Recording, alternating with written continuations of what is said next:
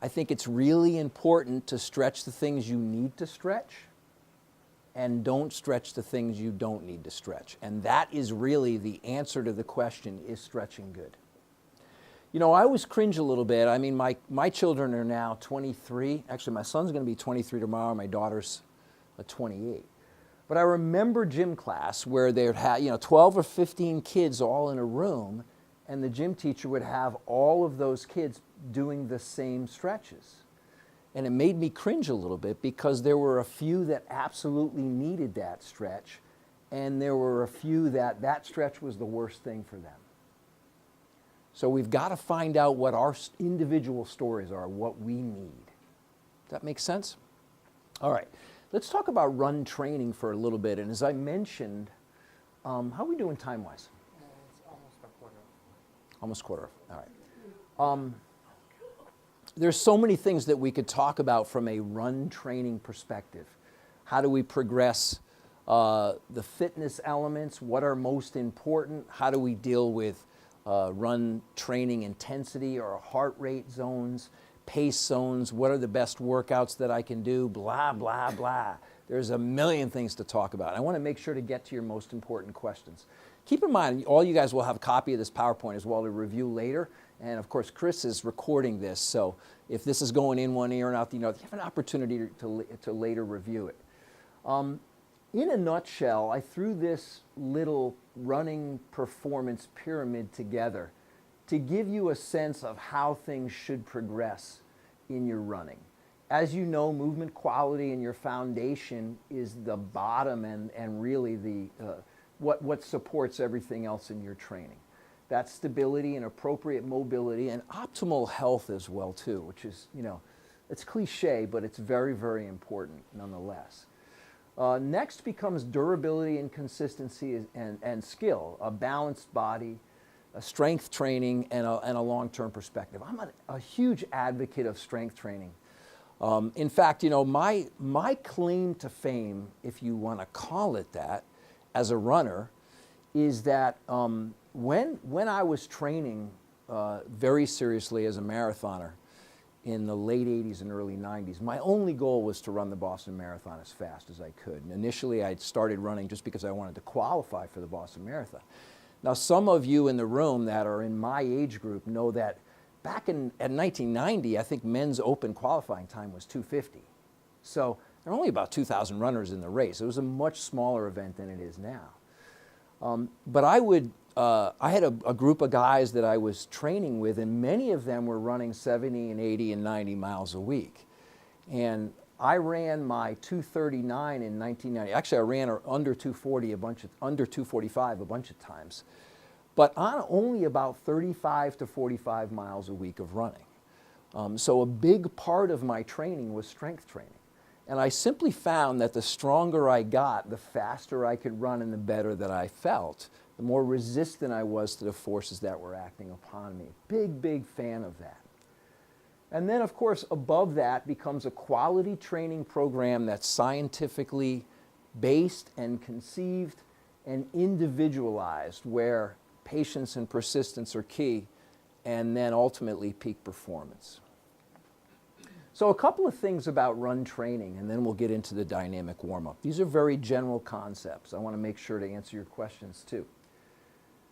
All the training you do as a runner should really progress from something which is quite general to something which is more specific. I've said this or something similar to it many times, but in a perfect world, you would only train for any one of a number of weeks. Even if it was a big race like the Ironman, maybe 7 to 10 or 12 weeks for that actual race, where your training is actually focused on that race. All of the work prior to that specific training is preparation. How many of you have ever painted a room in your house? Right? So you know if you go straight for the roller and start slapping paint on the walls, right? Wrong. You get the dust genie out, right? And you start to get the cobwebs in the corners. Then you get the tape out. Then you go, if you do it right, like the pros, you're sanding spots and It's all about preparation, and that preparation is very general. So in a sense, we're going to build durability with a good solid, stable core, appropriate flexibility, then be consistent in our training. Just develop the ability to just consistently run effectively without injury. Maybe it's 3 days a week for a couple of miles. Maybe it's 4 days a week for 1 mile where you take a rest day, whatever it is, but lay that down consistently from week to week and establish that first before you even think about, wow, I'm training for this Olympic race in June, or even the sprint race that you guys are doing as a club. So the training goes from general to more specific, and the more you wrap your brains around that, the more successful you'll be. The other thing that I think is critical is this idea that running is a neural activity. Why do I bring that up? Because in the years that I've done this, this becomes the concept that is hardest for people to grasp, yet I feel it's most important. Let me give you an example. You started a running program. Maybe you've proven you're committed. How? You went and bought a heart rate monitor. You want to know where your heart rate is. And the first thing you do is you get online and check, what's my heart rate zones, right? And of course, all those charts that you see online, most of them are complete BS, all right? Because they're based on maximum heart rate, which is individual and genetically determined for the most part. I'll talk more about that if you have questions about it. The point is, we immediately turn our focus to our cardiovascular system, our aerobic engine, as though that's the limiter to how well we're going to run. It's not. It's not.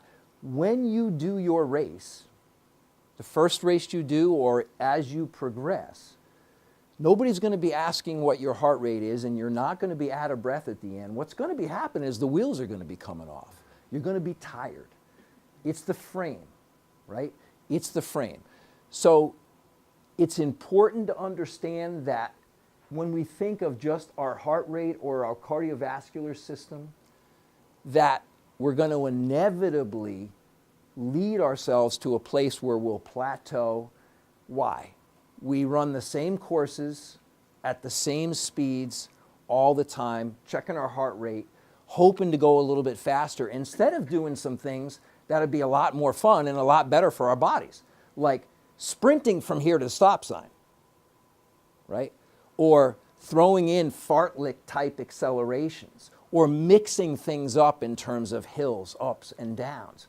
Those are really good for our body from a neurological and sort of a frame point of view, rather than just thinking about our heart rate. The other thing that I think is really, really important, especially for developing runners, is a fear of running fast.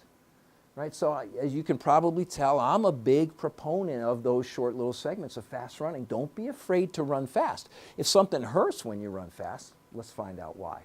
Let's fix that. But the idea of slow, plodding at the same speed all the time, probably not the best way to approach ultimately how to improve and also how to stay healthy. Does that make sense? Good. All right, what quick questions do you guys have from a run training point of view for me? Yes? What about like the elliptical versus the treadmill, if you're stuck inside for the winter? I think either is great as a substitute for running. And I think of them as a substitute for running because while the treadmill has you moving in a running specific way, because the belt's moving, your body is not really functioning in terms of developing as a runner the way I think is ideal. But if you had to make a choice between the two, the treadmill's probably better. It's a little bit more obviously running specific. You know, this weather is really putting a hurting on us, right? I mean, if you're training through this weather, I mean, you're hardcore, right? I mean, it's tough. Luckily, you have a great facility. Yes? Yeah. I mean, I think you're much better off on those undulating surfaces and in those challenging areas. Yeah. I'm a huge fan of trail running. And obviously, the race in May that I'm doing is all trail. And that happens to be road. That's not a trail. That's 135 miles on the asphalt. But the thing about, to answer your question completely, is if you're not used to being on those undulating surfaces, then you have to be really careful because your body needs time to adapt. I remember the first time I suffered with iliotibial band syndrome was when I became infatuated with running on a golf course near my house. I started running on it frequently. And of course the golf course had a lot of ups and downs and, you know, curvatures in the grass and the hills. And that put a lot of stress on my hips my body wasn't used to. And I went from doing almost no running on the golf course to running on it 2, 3, 4 times a week. So I needed time to adapt. At this time of year, cross-country skiing as well, snowshoeing is fantastic, but you have to, again, give your body time to adapt. But yes, if you can get out onto the trail versus being on the road, that's really healthy for your body. Really, really healthy. What else? Yes? Should you put the treadmill on an incline? I've heard that if you don't, then it's kind of like you're just bouncing on the belt. 1% is essentially like being on a flat road. And then running up with an increased incline can definitely challenge you in a different way. But the one thing we're always cautious of is if you don't have good calf length, and you'll find that when you run on the true forms, you're essentially running with your toe a little higher than your heel. If you don't have good calf length, you can strain your calf, so you have to be really careful of that. But yeah, putting the incline up a little bit is not a bad thing. It certainly makes it more challenging. I believe that what we want to enhance when we run is human movement, right? Not just training as a runner at a steady state heart rate intensity. So I like mixing it up a lot. I think it's healthy. I think it's good for your body. And you are building a base doing that without question. The key is what kind of base are you building and how are you thinking about it?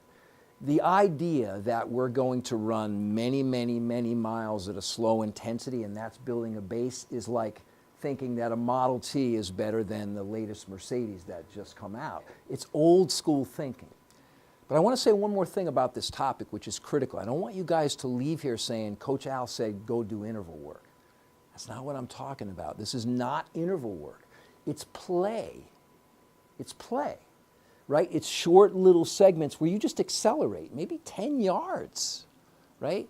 Where you hop over the tree branch, where you skip a little bit, where you're willing to walk after a little acceleration, let your heart rate come down and try it again.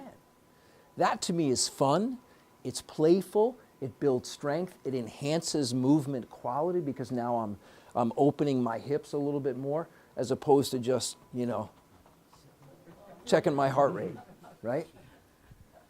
Okay? But I'm not saying go do interval work. I'm not saying go do interval work at all. I'm just saying play more as a runner. It's healthier. A dynamic warm-up is critically important for your run. I mean, it's probably your risk of injury is much greater if you get up off the couch and then go immediately run. You may be tight around the hips. The core isn't necessarily activated or turned on. So I'm a big advocate of a dynamic warm-up. And I will tell you, for me, I spend a good solid 10 minutes doing a whole series of things in my warm-up to prepare for my running. It's one of my secrets to success. I never go out and do what I used to do, which was, you know, crawl out of bed, grab the coffee, and out the door, you know. I don't do that anymore.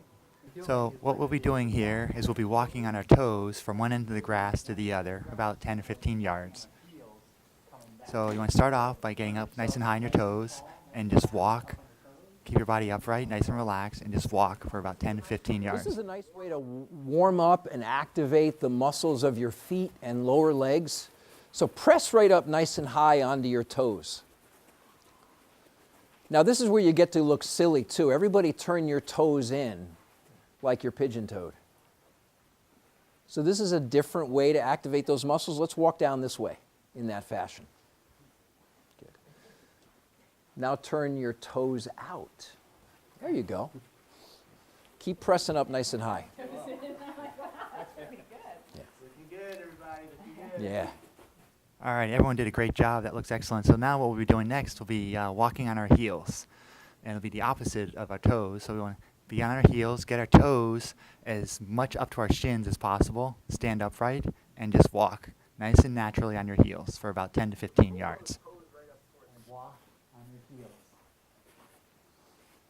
So pull those toes right up toward the shin. This actively lengthens the muscles of your calves, and again is a good warm-up.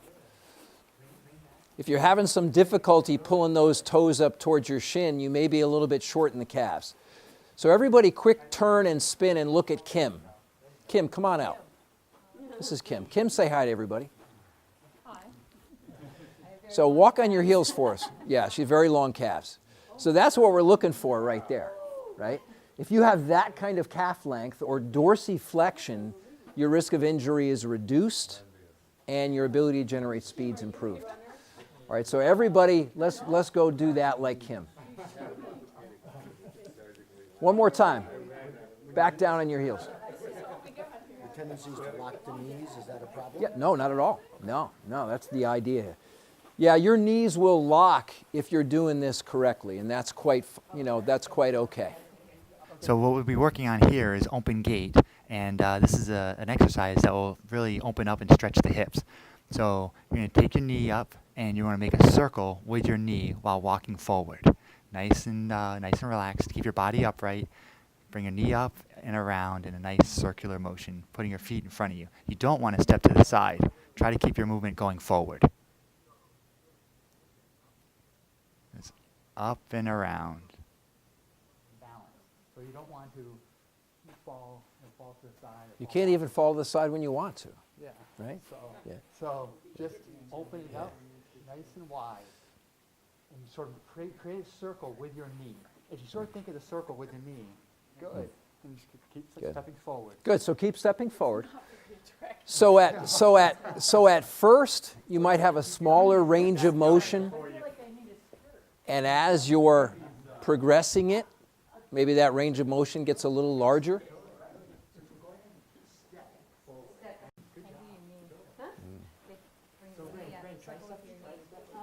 You guys are great students. There's so much concentration.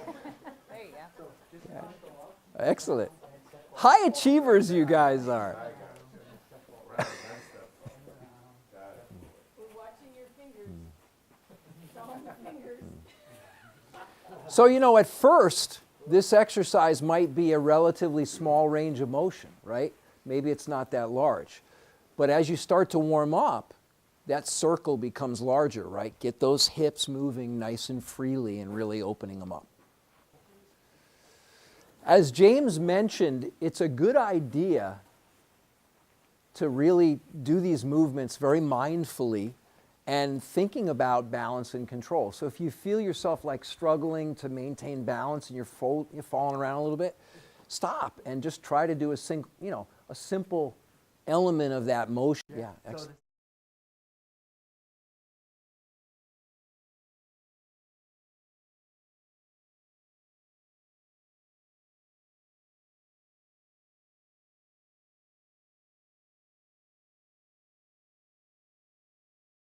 Assess how our balance is. So give yourself some space. So what we'll be doing is standing on one foot, pick a foot, left or right, and you want to stand nice and upright, nice and balanced, and hold that position as long as you can, as well as you can. If you're having difficulty balancing, focus on a spot in the ground or a spot in the wall directly in front of you. And just hold that for a few seconds. And then when you feel ready, go ahead and close your eyes and see how long you can hold that. And then the next thing we can do is go ahead and switch feet. So this is a really good exercise, and again, another window into our bodies. As you guys all know, we rely so much on our eyesight for proprioception, right? Having our brains sort of know where we are in space. Doing a simple single leg stance with your eyes closed forces your body to connect to the ground and receive those signals. And of course, it's your vestibular system as well as a bunch of other factors. If you're super tight and immobile, you're going to have more difficulty with it as well too. So if it's something you're challenged with, it is definitely worth working on and even learning what may be the primary issue. A mile of running is, the way I think of it, basically 1,500 one-leg squat jumps, give or take, depending on your speed. So you may say, well, how important is proprioception when we run? But if you consider that you're jumping from one leg to the other leg roughly 750 times on each leg in a mile, and every time you land, those signals are being sent up through to your body, and your body's dynamically reacting to whatever the ground is telling it, it becomes critically important, critically important. So it's a good one. All right? So after balancing on your foot, what we're going to do is now we're going to go into hopping. So we're going to have start off with our leg behind us, your knee back, your leg behind you in a running position, and we will start hopping on one foot. And we'll hop for about 20, 30 seconds, and then switch to your other foot. Yeah. Now imagine you're flying. No, I'm teasing. That's right. Switch to the other foot. Balance, stable sense, and then go ahead and We're incorporate. gonna have to close your eyes for this one, though. Now close your eyes. Yeah. Rub your belly and tap your head. Try to get your knee behind you a little bit. Try to get your knee behind you a little bit. Okay. Yep, there you go. Good.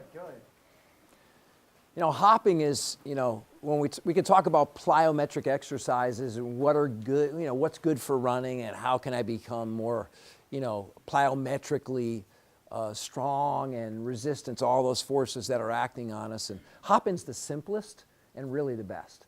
And it becomes the basis for a lot of drills that we can do. One drill that I like a lot is sort of what I think of it as a hopping and stomping kind of drill where I can bring in a running specific action. So hopping on one foot, driving the other leg down. I'm going to bring my arm carriage into it a little bit as well too. And then there's some skipping drills and other drills that we can do that. But the hopping is really a foundation for it all.